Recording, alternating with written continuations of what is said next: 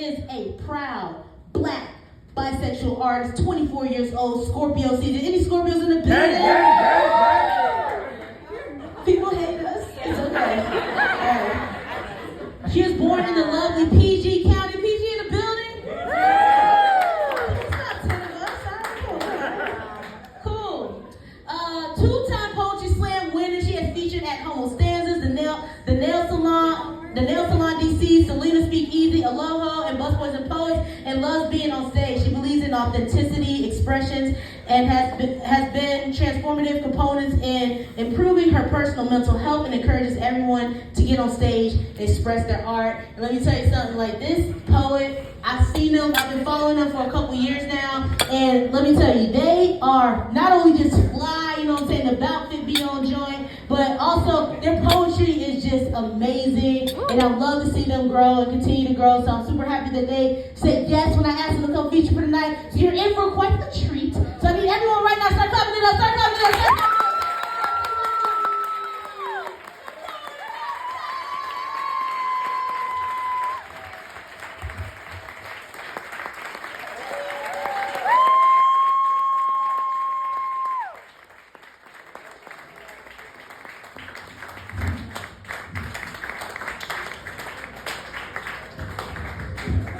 That was a lot. Thank you, Charity. That was fire. I'm really grateful for the space, really grateful for the opportunity. Hi, I'm Korie. Wow, that's interesting. I don't have to do the intro part, just did the bio. So I'll get right into it. I have this theme for tonight. I've been trying to kind of study open mics a little closer as I'm trying to take this more serious. And a theme that I have going on right now is trying to understand the relationship between an artist and their work. And I feel like that's going to help me understand my work a little better. So a couple of the pieces I have tonight are quite self-reflective. And I'm going to just get right into it. The first piece is called Table of Conscience.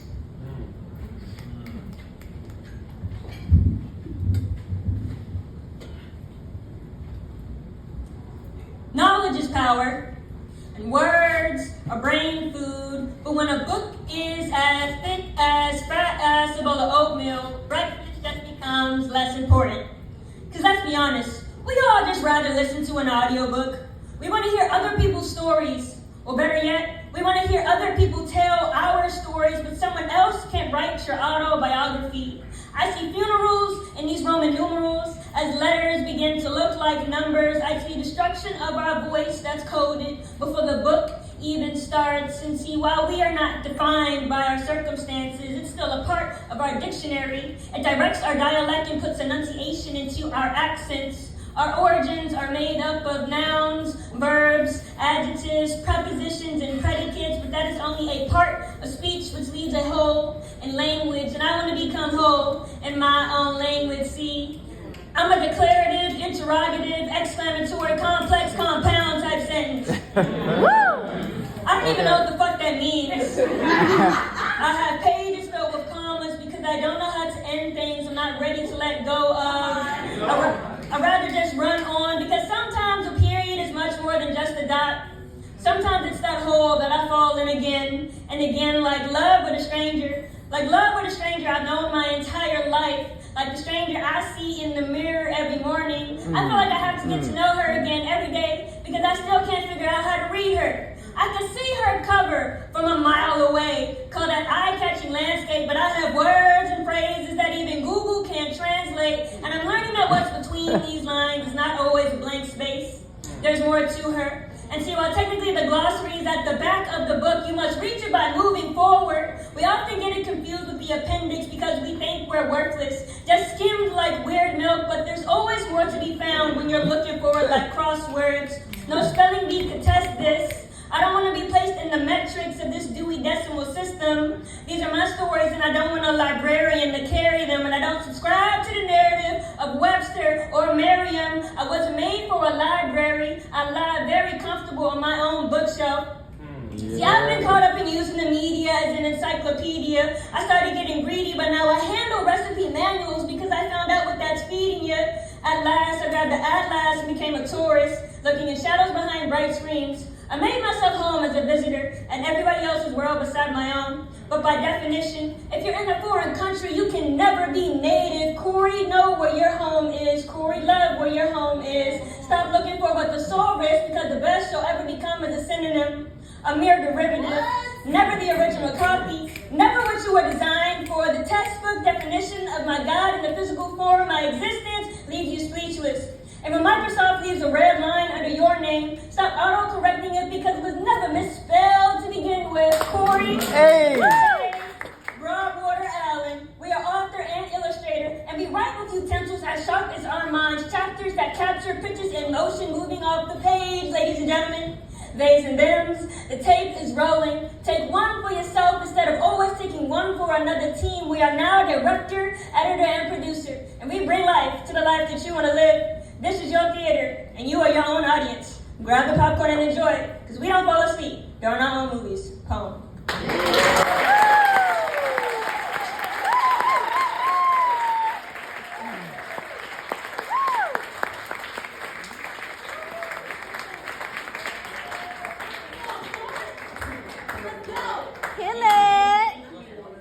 There's this thing that I do at my features where I talk about my favorite line in the poem. I tend to have trouble kind of talking about the poem, or I'll start ranting, so it's kind of like my alternative for that. So my favorite line in the piece, Table of Conscience, is, and when Microsoft leaves a red line under your name, stop auto-correcting it because it was never misspelled to begin with. So I don't know if y'all heard my full government in that. Korie, they say Broadwater Allen. That line is extra long, and in each name in my name is a red line under it in Microsoft. And so what that pretty much is supposed to represent for me is to not let other people kind of start to define you and tell you what you should be doing. So yeah, I'm gonna get right into the next piece. The next piece is called The Flavor of Ink, and this is actually my favorite piece. Favorite shit? Come on, y'all. Yeah.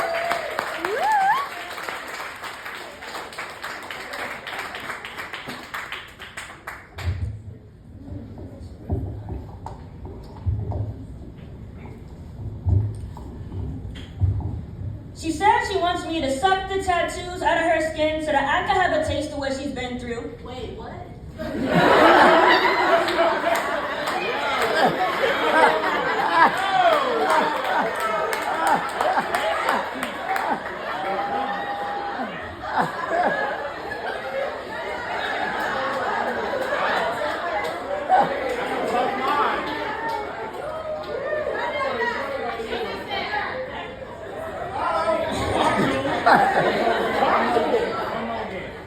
Y'all good?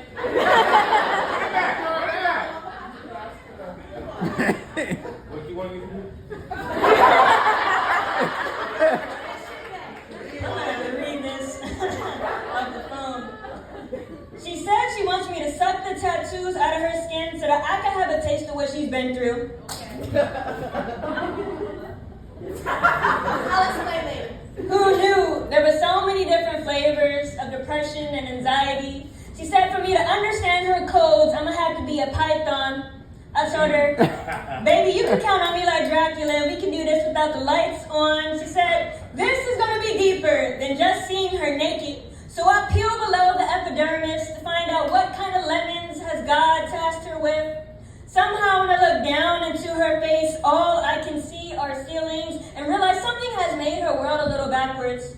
Maybe that means that when she's talking at me sideways, she's just trying her best to meet me halfway.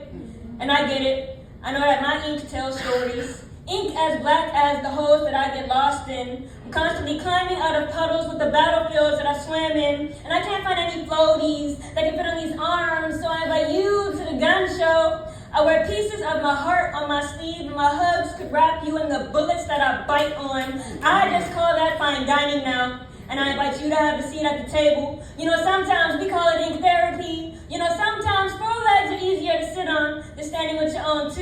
And if you've ever been in that chair, then you know that the biggest pain is not always from the needle. It's why you decided to book the appointment in the first place. Did you know that we experience emotional and physical pain in the same areas of the brain? So maybe we do this to our bodies because we're searching for a reminder of what a healing wound is supposed to look like. She told me that she wants to suck the tattoo familiar to her. It's nostalgic. Takes her back to memories she never learned how to forget. And now she just wants a partner to dance in her rain with. And now our taste buds are tap dancing with 2 left feet like the happiest penguins. See, we were never taught how to tango, but a slippery salsa is so much sweeter than solitude when you've been running away ever since you learned how to walk. She has an appetite for intimacy. I think she'd rather choke on my pain with me than have to swallow her own truth. It's crazy how sometimes it's easier to consume someone else's experience than digest our own. We're both famous to healthy snacking, because that's never really been an option on the menu. And we learned that we may have to become our own chefs. Before we even have kitchens to make meals, together we made calamari. The squid tastes better when we realize the ink can't hurt us anymore, which means we won't start hurting each other, which means we won't keep hurting ourselves. I told her that I feel naked without my ink, like a pen that never learned how to write and a poet that never learned how to speak. And together we make poetry in many different forms and shapes and sizes and colors and tunes and textures. We're building architecture in our bodies as we help each other find our pieces, as we learn ourselves that we were never broken to begin with. Because even when the world tries to break us down, we know how to create our own art. And I think we do a damn good job expressing it. Home.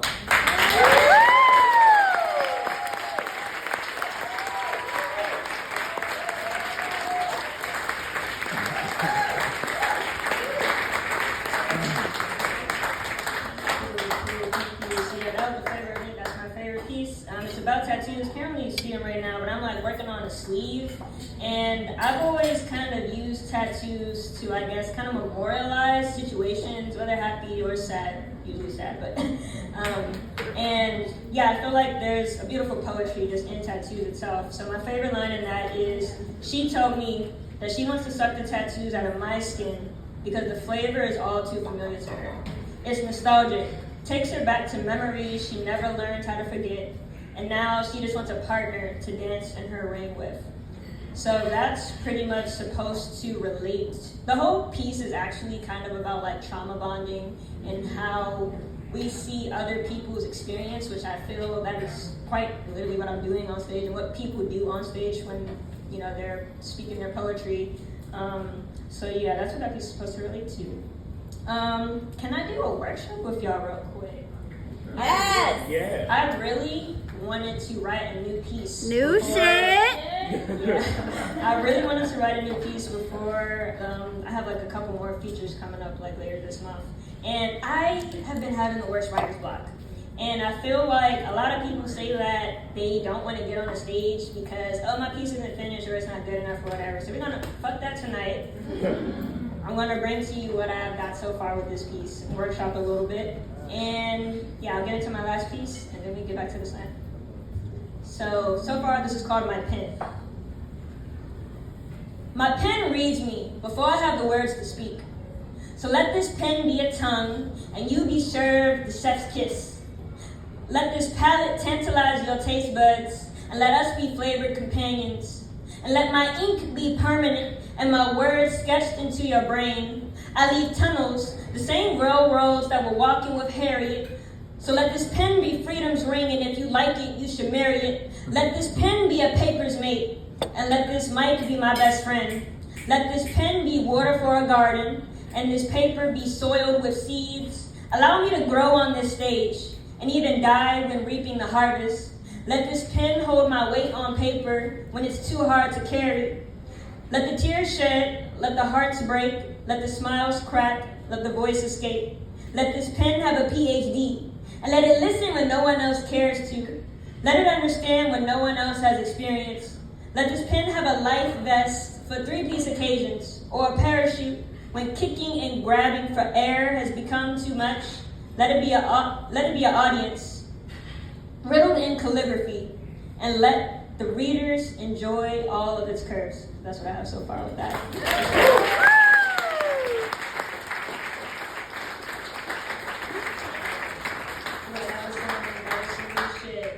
Yeah, I wanted to do that because I feel like, I don't know, you get these features and then you're like, okay, I want to do like my 4 best pieces and I'm going to rock the stage. And that's not necessarily, what that's always about. So hopefully that can encourage some people if they're going through some writer's block to just get on the stage and like, let it all out and let it be a motivation for somebody else. But yeah, I'm gonna get into the last piece real quick. Y'all have been a great audience. This has been a really cool night. I've been extremely nervous, if you can't tell. And yeah, I'm gonna do this last piece called Bookmark.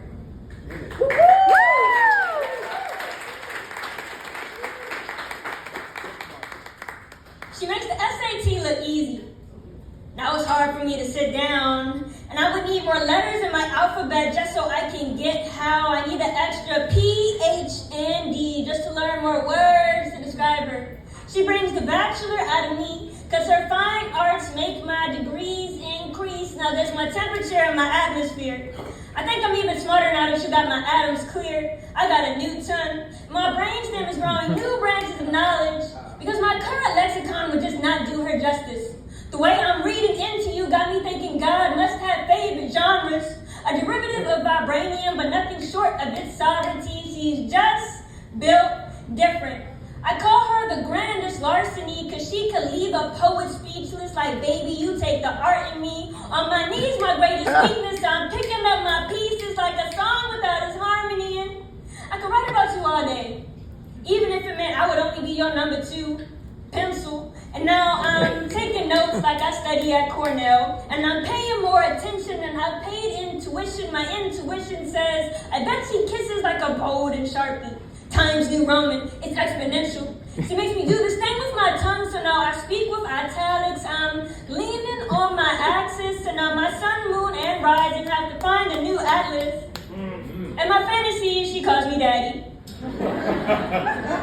But she says it in cursive, cause I tend to stay intertwined in her lines, even when there's supposed to be a space in between us. I'm an exuberant thinker, she makes me speak in encyclopedias. I thank her and I would take her, and it would never get tedious. To be with you or not to be who I am, that is the question that's marked by my existence. Got me reciting Shakespeare like that shit that don't make no sense sometimes. Like, I'm an Aristotelian that's found the 69th law of thermodynamics. I count my seconds and seconds because time spent with you is perfection.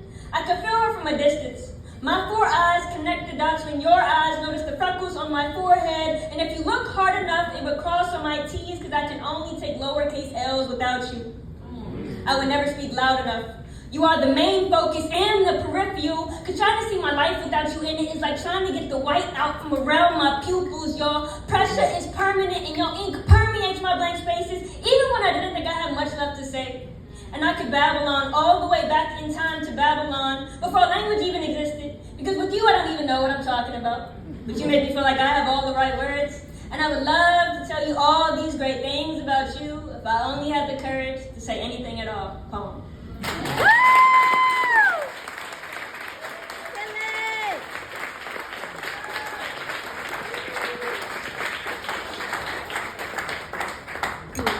Yeah, a piece called Bookmarked, and my favorite line in that is, our eyes connect the dots when your eyes notice the freckles on my forehead, and if you look hard enough, it would cross on my T's, because I can only take lowercase L's without you.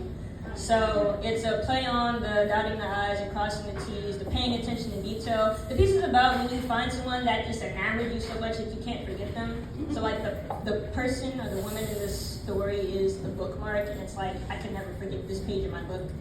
Like, yeah, that's basically it. So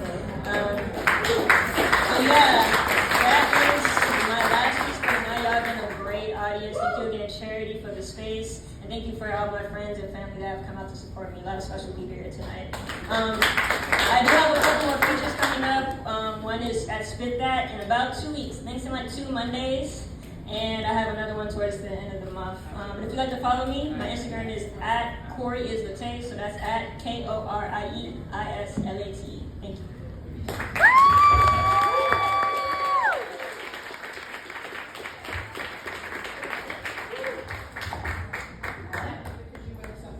I wanted to write.